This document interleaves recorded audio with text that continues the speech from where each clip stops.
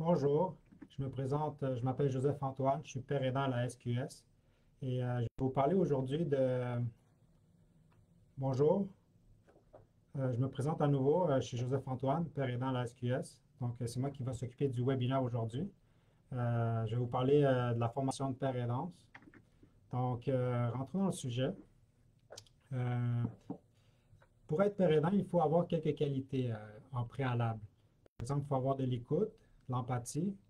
Il faut avoir un désir d'apprendre parce qu'il y a toujours des choses qu'on apprend. On a des formations au cours de l'année et il faut toujours être prêt à acquérir de nouvelles connaissances. Il faut avoir de l'entre-gens parce qu'on parle avec des gens. Savoir travailler en équipe, ça c'est important parce qu'on va travailler avec des infirmiers, avec des psychiatres, dépendant d'où vous allez. Moi, dans mon cas, je vais sur les unités, alors je dois travailler avec le personnel soignant et être ouvert d'esprit et éviter le jugement. Il faut se rappeler que ces personnes-là vivent avec la maladie. Donc, quand on est père aidant, il faut être à l'écoute et éviter le jugement. Il faut aussi avoir un minimum de 2 ans de rétablissement et pour avoir du recul sur la maladie. Il ne faut pas que quand vous êtes en conversation avec quelqu'un qui est en psychose ou qui est dans le creux de la maladie, vous vienne chercher des émotions fortes en vous. Il faut que vous ayez un certain contrôle sur vous. Puis il n'est pas impossible de travailler et d'avoir quelques symptômes. J'ai connu des personnes qui étaient père aidants, qui eux aussi s'étaient rétablis, mais qui avaient encore des résidus de symptômes. Donc, ils entendaient des voix. Et ces personnes-là ont réussi à être de bons pères aidants malgré tout. Donc, c'est pas impossible de l'être, même si tu as quelques symptômes. Il faut avoir un certain contrôle sur ces symptômes par contre. Pour suivre la formation, il y a 3 possibilités. Il y a l'Association québécoise de rétablissement psychosocial qui l'offre en personne à Québec. Sinon, il l'offre à distance, donc par Zoom, et aussi à l'Université de Montréal qui offre une formation. Donc, si vous choisissez l'Université de Montréal, vous sachez que c'est un programme qui dure 1 an, c'est en temps partiel. À mes dernières nouvelles, c'est un programme qui a été suspendu, donc on ne sait pas quand ça va revenir. Donc, je vous conseillerais d'aller vers la QRP. Vous pouvez le faire en personne. Donc, comme je l'ai dit, c'est à Québec. Donc, c'est 3 semaines à Québec. À ce moment-là, vous êtes logé, nourri et vous suivez les classes du lundi au vendredi. Et sinon, comme il y a il y a la possibilité de le faire à distance. Donc, à ce moment-là, vous êtes chez vous, vous le faites en Zoom. Euh, c'est 3 jours, c'est plus ou moins 3 jours de formation pendant la semaine, de matin au soir. Et ça se fait sur plusieurs semaines. Si je ne me trompe pas, c'est 7 semaines. Donc, moi, j'ai fait ma formation à Québec. J'étais avec une collègue. On est allé là-bas. Comme je vous répète, on est logé, nourri. La formation coûte environ 1950, ce qui est indiqué sur le site. Moi, j'ai payé un peu plus cher. Peut-être les prix ont changé ou en tout cas, ils n'ont peut-être pas mis tous les frais à l'intérieur, mais sur leur site, ça dit 1950 $. Et ça inclut 3 repas. Donc, vous avez déjeuner, dîner et souper. C'est c'est une école. Vous allez être sur le campus Notre-Dame-de-Foix. Et donc, ça va être une cantine étudiante. Donc, la formation est sur 3 semaines. Donc, vous avez du lundi au vendredi, entre 8h30 et 4h, vous êtes en formation. Et le week-end, vous êtes libre. Pendant le week-end, vous avez le choix. Soit vous restez à Québec, donc il faut payer un extra 50 $ par nuitée, ou soit vous retournez dans votre chez-soi si vous n'êtes pas trop loin. Moi, de Montréal, ça me coûtait un peu plus cher de payer l'autobus aller-retour. Et pour avoir entendu d'autres participants qui, eux, avaient décidé de retourner à Montréal, ils trouvaient que le temps était trop court. Ils arrivaient, ils faisaient leur bagage, lavaient leurs trucs, puis le lendemain, ils repartaient déjà. Donc, ça reste à vous le choix que vous allez décider. Moi, dans ma cohorte, on était 24 personnes. Il y avait une camaraderie dans notre groupe. Vu qu'il y avait beaucoup de mises en situation et des exercices en groupe, donc ça crée des liens. Tous les matins, on se demandait de 1 à 10 comment on allait. On était à l'écoute. C'était vraiment un monde de bienveillance et d'écoute. Personne n'avait peur de s'ouvrir. Personne n'avait Tout le monde était chaleureux. Pour l'avoir vécu en personne, je le recommande. Il faut savoir aussi à chaque matin, on va nommer un père aidant de la journée, ou même deux. Ça, c'est quelqu'un qui va être à l'écoute. Si quelqu'un, par exemple, si un participant a des inquiétudes ou a des symptômes, fait qu'à ce moment-là, euh, le père aidant de la journée va être soit dans le salon ou à l'heure d'une pause, pouvoir bavarder avec ces personnes-là et déstresser, parce que ça peut être un peu stressant. Euh, mais sachez que vous êtes, la majorité passe. Je veux dire, le programme est conçu pour aider, pour qu'il y ait plus de pères aidants. Pour ce qui est des absences, vous avez un 10 heures maximum justifié. Donc, si un matin vous ne filez pas ou vous devez vous absenter, vous avez le droit à un 10 heures maximum tout le long de la formation. Euh, Au sujet du déplacement, ben, comme ça c'est pas inclus dans le prix. Donc, si vous prenez l'autobus, moi, je l'avais fait de Montréal à Québec. L'argent vient de votre poche. Qu'est-ce que je recommande par contre, c'est que vous pouvez trouver un organisme qui vous aide financièrement. Moi, la SQS, j'ai eu la chance d'être financé pour, euh, pour ma formation. Donc, quand j'étais embauché, j'avais une condition, c'était de faire la formation dans l'année qui suit.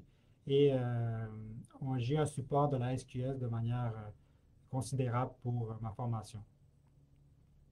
Fait que ça, c'est les trois possibilités, comme j'ai dit, en personne, à distance ou à l'UDM. Une fois que vous allez finir plus le côté théorique, vous allez revenir à dans votre ville ou vous allez vous trouver un milieu de stage. Et là, une nouvelle étape de la formation, ça va être le stage, à vrai dire. Euh, à ce moment-là, il va y avoir des examens. Il va y avoir le stage, comme je dis, c'est environ 10 jours, c'est étalé sur 10 jours. Vous allez aussi avoir un rapport de stage à faire et une évaluation par un père aidant mentor. S'il n'y a pas un père aidant dans l'organisme que vous êtes, ça va être un superviseur ou quelqu'un qui est placé hiérarchiquement plus haut dans votre organisme qui va vous évaluer. Euh, donc, moi, j'ai fait mon stage à la SQS. Tout s'est bien passé. Je faisais la description de ma journée, j'allais sur les unités, j'étais plus autonome. C'était une belle expérience. Je sentais que je pouvais mettre en pratique ce que j'avais appris et j'étais très satisfait de mon stage et heureusement, je l'ai fait où j'ai travaillé déjà, donc c'était à la XQS, à la Société québécoise de schizophrénie. Et après, quelques semaines plus tard, après avoir remis votre rapport de stage et votre évaluation et tout ça, vous avez un examen écrit et un examen oral. L'examen écrit se fait ben, je veux dire, l'examen écrit contient des éléments de développement et aussi des choix de réponse. Donc, si je ne me trompe pas, vous avez entre 1 heure et 3 heures pour faire l'examen. Et ça se fait, moi je l'ai fait par Zoom. Donc, j'étais chez moi, je ne suis pas retourné à Québec. J'étais chez moi, on nous a envoyé l'examen. Je me suis connecté et j'ai rempli l'examen et voilà, c'était fait. Pour l'examen d'oral, il y aura des mises en situation. Ça se fait aussi par Zoom. Vous n'avez pas à vous déplacer si vous étiez allé à Québec. Donc, ça va faire un examen oral. Il y aura 3 mises en situation. Euh, Ça, c'est des mises en situation différentes de celles que vous avez faites sur place à Québec lors de votre formation, mais qui se ressemblent beaucoup. Donc, on va parler beaucoup des 5 étapes de rétablissement, parce que dans le rétablissement, il y a 5 étapes. Et dans les mises en situation, on va vouloir que vous déterminiez quelle est l'étape où l'individu de la mise en situation est rendu et vous proposez des solutions, vous utilisez des outils que vous avez appris dans la formation. En général, ça se passe bien. Euh, Moi, je me souviens de mon expérience, ça s'est bien passé. J'avais un problème de connexion au départ. Faut avoir une bonne connexion Zoom, mais par la suite, lors de mon évaluation orale, tout s'est bien passé. Donc, ça, c'est pour la formation la formation de père aidant. Euh, Sachez que une fois que vous allez vous allez obtenir votre résultat, euh, s- vous allez pouvoir être père aidant à part entière. Moi, dans mon cas, ça m'a permis d'aller sur les unités, faire euh, des rencontres, des visites d'accompagnement sur les unités, de rencontrer les gens, les personnes atteintes, de pouvoir discuter avec eux, de leur donner de l'espoir. Parce que c'est vraiment un élément qu'on va parler, c'est le père aidant donne l'espoir. Parce que lui-même, il est son propre outil. Il est la personne qui a vécu la maladie et qui s'en est sortie. Donc, en vous présentant de cette manière-là, les gens vous prennent un peu comme modèle et voient l'avenir avec un meilleur œil. Moi, je me souviens quand j'avais été hospitalisé, je n'avais pas eu la rencontre d'un père aidant. J'avoue que ça aurait apaisé quelques craintes et quelques peurs. Parce que tu te dis, mais est-ce qu'on peut s'en sortir quand ça va mal, au fond de la maladie? Tu vraiment en question la possibilité de retrouver une vie saine et intéressante, malgré tout.